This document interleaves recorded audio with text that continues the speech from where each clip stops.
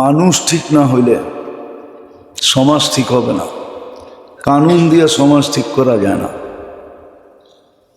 হ্যাঁ, মানুষ ঠিক হইলে কানুনের কোনো দরকার হয় না, লয়ের কোনো দরকার হয় না। কেউ কাউকে কষ্ট দিবে না, কেউ কারো অনীহা চাবে না, কেউ কারো দুঃখ কষ্ট চাবে না, কেউ কারো ব্যথা চাবে না। নাইলে এরকমই হয়, এরকমই হয়। এক সময় ছিল পিঁপড়া মারতে ভয় পাইতো, যে এটাও তো একটা জান।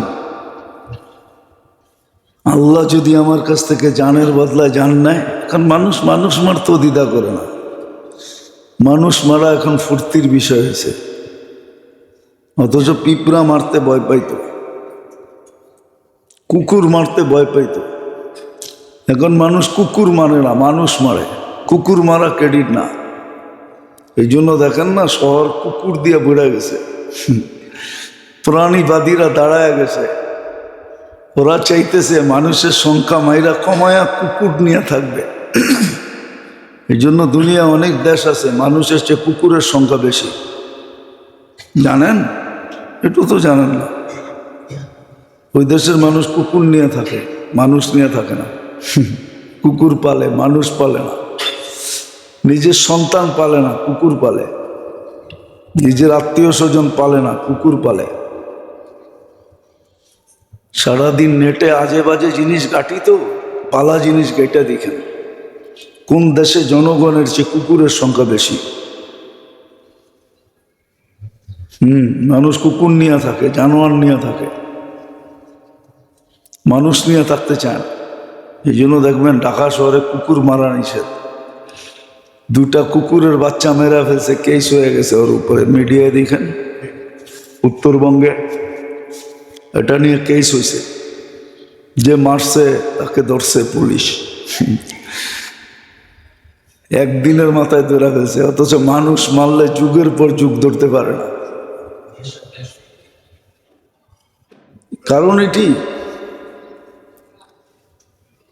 তো, যেটা বুঝাইতেছিলাম, সুযোগ কাজে লাগাই, নাইলে এই কোরআন খুলেই আমাকে দেখানো হবে, এই হাদিস খুলেই আমাকে দেখানো হবে। এই জন্যই কোরআন বলছে আবাসা আফাহাসিবতুম আন্নামা খালাকনাকুম আবাস। শুধু ইংরাজি জানি, আরবি তো জানি না। আরবিরও 2-4টা অক্ষর শেখা দরকার ছিল। হ্যাঁ, ইংরাজি শিখছে, আরবি শিখে নাই। ইংরাজি বলে, আরবি বলে না। ইংরাজি পড়তে পারে, কোরআন পড়তে পারে না। যে আল্লাহর দেহটা দিয়া সব কিছু করে, ওই আল্লাহর কালাম পড়তে পারে না। নিজের বিবেককে প্রশ্ন করেন, এটা যুক্তিসঙ্গত ছিল না অযৌক্তিক ছিল? নিজের বিবেককে প্রশ্ন করেন। যে আল্লাহ মেধা দিছে, ওই মেধাটাকে জিজ্ঞাসা করেন, যে মেধাটা তো আল্লাহ দিল, আমি তো ইংলিশ পড়তে পারি, আরবি তো পড়তে পারি না।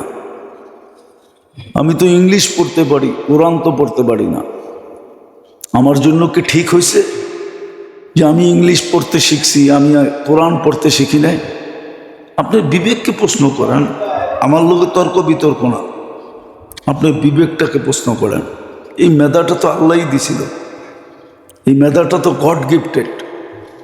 আমার ভিতরে যোগ্যতাটা তো ছিল আল্লাহ প্রদত্ত, আমি তো অর্জন করি নাই। বাপের থেকে আনি, বাপ দেয় নাই, মা দেয় নাই, কোনো ফ্যাক্টরির থেকে তৈরি করা হয় না। এটা তো কুদরতান আমার ভিতরে হয়েছে, আল্লাহ ঢুকায় দিছে। আমি ইংলিশ পড়তে পারি, ইংলিশ বলতে পারি, বাংলা পড়তে পারি, বাংলা বলতে পারি, উর্দু পড়তে পারি, উর্দু বলতে পারি, অথচ কোরআন পড়তে পারে না, পড়তেও পারে না, শিখেও না।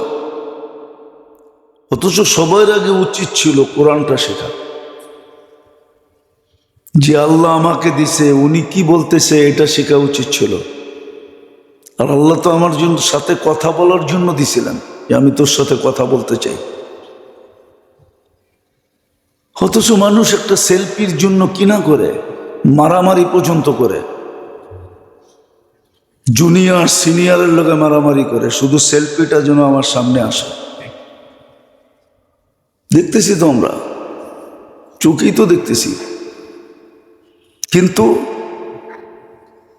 উচিত তো ছিল যে আমার আল্লাহ কথা বলতে চায়, দেখি আল্লাহ কি বলতে চায়। আলিফ লাম রা দিয়া কি বলতে চায়, যালিকাল কিতাব দিয়া কি বলতে চায়, লা রাইবা ফিহি দিয়া কি বলতে চায়, আলহামদুলিল্লাহ দিয়া কি বলতে চায়, এটা শিখে না। অথচ ইংরাজি শিখছে, ইংরাজি পড়তে পারে, বলতে পারে, ওটাকে ক্রেডিট মনে করে। এই জন্য দেখবেন আমাদের সমাজের মানুষ বাংলার মধ্যে মধ্যে ইংরাজি বলবে। আই সি পার্ট বেশি দেখবেন ইয়ং পোলাপান, শিক্ষিত মানুষ দেখবেন অর্ধেক বাংলা অর্ধেক ইংরাজি। যেই শব্দগুলা পারে ওগুলা ব্যবহার করতে ক্রেডিট মনে করে, নিজেকে আধুনিক আধুনিক ভাবে, আইফোন আইফোন ভাবে যে আমি আইফোন হয়ে গেছি। হাইসেন না, বোঝেন ভালো মতে, কাজে দিবে। নিজেরা আইফোন আইফোন ভাবে। অথচ আমার ছোট জীবনের একটা কাহিনী মনে ওঠে আর কি। তখন চিটাগাঙ্গে পড়তাম হাটহাজারিতে। তখন এই দুটা ফেরি ছিল, দাউদকান্দি আর মেঘনা। তখন ব্রিজ ছিল না, তো ট্রেনে আসা যাওয়া হয়তো বেশি। তো ট্রেনে যেতেছিলাম, ছোট ছিলাম তো, দাড়ি মুখ ছিল না। আর বাচ্চা থাকলে তো একটু টেটনা থাকে, দুষ্ট থাকে, ঠিক না? একজন সামনে বইয়া ইংরাজি বলতেছিল, আমি আরবি বলতেছিলাম। হুজুর কি বলেন বুঝি না, বাংলায় কইতে পারেন না? আমি বললাম এতক্ষণ ভাল লাগছে, এতক্ষণ তো আপনি ইংরাজি বলতেছিলেন, একটা ভাষা পেড়া, আমি তো আরো 2-3টা পারি। কেন উর্দুও পারি, ফার্সিও পারি, আরবিও পারি, বাংলাও পারি, টুটা ফাটা স্কুলে পড়া গেছি দিকে ইংরাজিও তো পারি। 4টা তো ফুল পারি, ফার্সি পারি, উর্দু পারি, আরবি পারি, বাংলা পারি। আপনার এতক্ষণ ভালো লাগছিল? আপনি তো এতক্ষণ ইংরাজি বলতেছিলেন, একটু পর পরই ইংরাজি ঠকতেছিলেন, বুঝাইতেছিলেন, আপনি অনেক শিক্ষিত। তা আমি আরেকটা ভাষা বলছি, অসুবিধা কি? আপনিও বুঝালেন, আপনারটাও তো আমি বুঝা নিছি, আমারটাও বুঝালেন। আমি কি বললাম? গালি দিলাম? ছোটবেলা কাহিনী পড়ছিলাম, 2-3 ছেলে বিয়ে করছে, মার লগে শাশুড়ির লোকে বউগো লোকে ঝগড়া হয়। তো ছোটটা অনেক টেটনা ছিল, দেশেই বিয়ে করবো না, আরব দেশে বিয়ে করবো। আরব দেশে বিয়ে করে নিয়ে আসছে। মার স্বভাব তো আগেরটাই, বললোকে ঝগড়া করা, ঝগড়া না, শাশুড়িকে মনের থাকে একটু যে সংসার আমার, বড় করলাম আমি, সব কিছু আমি। কিন্তু বউরা তো এটা পছন্দ করে না। তো যেটা ছোটটায় নিয়ে আসছে, তো ওটা আরবিতে গালি দিত, আর শাশুড়ি বলে হাত বান্ধা খাড়ায় থাকতো। সবাই জিজ্ঞেস করতো এমন করো কেন? ছোটটা কত ভালো দেখছস, আমি যতই গালি দিই আমারে খালি কোরআন শরীফ শোনায়। আমাকে দশা হয়ে গেছে এরকম। ইংরেজি শিখছে, বাংলা শিখছে, অথচ আল্লাহর কালাম শিখে না। যার প্রত্যেক অক্ষর উচ্চারণ করলে 10 নেকি, পড়লে আল্লাহ ওর সাথে কথা বলে। পিছনে একটা গ্যারান্টিও ছিল, আল্লাহ যার সাথে কথা বলবে তাকে শাস্তি দিবে না। এটাও গ্যারান্টি কার্ড ছিল, আল্লাহ যার সাথে কথা বলবে তাকে শাস্তি দিবে না। কিন্তু কোরআন শিখে না। যাক, যেটা বুঝাইতেছিলাম, আল্লাহ করো ওটা বুঝে আসো। আমাদের ভিতরে সব কিছু আমাদের দুশ্মন। উচিত ছিল এটাকে কন্ট্রোল করা শেখা, যেটাকে কি করে কন্ট্রোল করা যায়। ওই পদ্ধতিও দিছিলেন, ওই রাস্তাও দেখাইছিলেন, এটাকে কন্ট্রোল করো, কোরআন হাদিসের অধীন করো, আল্লাহ রসুলের অধীন করো। বুক করবে আল্লাহরটা, সমস্ত বেনিফিট নিবে আল্লাহর থেকে, 24 ঘন্টা সুযোগ সুবিধা সব আল্লাহর বুক করবে। আর আল্লাহকে মানবে না, এটা হয়তো হয় কি করে? কোন যুক্তিতে আসে এটা? কোন বিবেক বলবে এটা সঠিক? এই জন্য যেটা বুঝাইতে চাইতেছি, সুযোগ আসছে, কাজে লাগানো চাই, নাইলে আমাকে বড় ব্যথিত করবে, বড় কাঁদাবে, কিন্তু ওই দিন কান্না কোনো কাজে দিবে না। হ্যাঁ, আজকে যদি কাজে লাগাইতে পারি, বুঝে আসলো, চুপে চাপে কাজে লাগাইতে পারি, তাহলে সত্য আমি বুদ্ধিমান হিসাবে উঠব। হাদিসে এটাই আছে, আল কাইয়িসু মান দানা নাফসা। বুদ্ধিমানকে এটা আল্লাহ দেখায় দিয়েছেন, কার বুদ্ধি বেশি। আমরা তো মনে করি দুনিয়াওয়ালাদেরই বুদ্ধি বেশি। না না, ওর বুদ্ধি বেশি না। ওর বুদ্ধি যদি বেশি হতো, তাহলে যেই ছোট জীবনটা দিয়ে চিরদিনের জীবন নেওয়া যেত, ওই ছোট জীবনটার পিছিয়ে জীবনটাকে বিসর্জন দিত না। ও তো বলতো না মিলল তাতে কি আসে যায়, দুনিয়া মিলল আর না মিলল তাতে কি আসে যায়, থাকবই কয়দিন, থাকবই বা কয়দিন। আখেরাত মিললে হইল চিরদিন, পরিধি ছোট না। এই জন্য মানুষের ভিতরে আকাঙ্ক্ষা থাকে, সবাই লিডার হইতে চায়, সবার ভিতরে আকাঙ্ক্ষা আছে যে হায় আমি যদি বিরাট বড় একটা পদে পদস্থ হইতে পারতাম। আল্লাহ বলে হইলে কতদিনের জন্য হবি? 5 বছর, 7 বছর, 10 বছর, 12 বছর, 15 বছর, নাইলে 60 বছরই হইল, যতদিন বেঁচে রয়েছে জন্মের থেকে নিয়ে মৃত্যু পর্যন্ত। তারপর একদিন তো মৌত আসবেই, শেষ। এই আশা আল্লাহ জান্নাতে পুরাবে।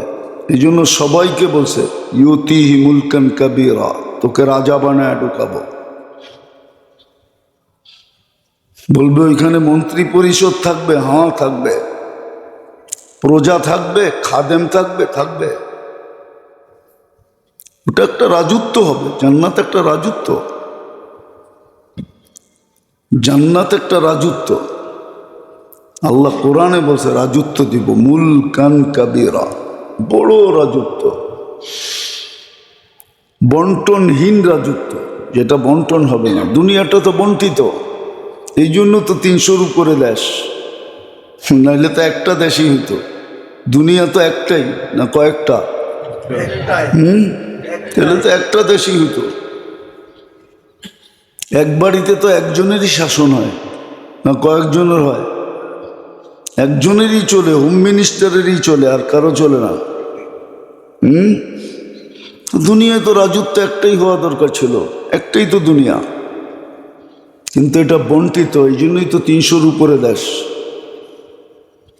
কিন্তু আখেরাত বন্টিত হবে না, যার যারটা তার তার, বড় রাজত্ব।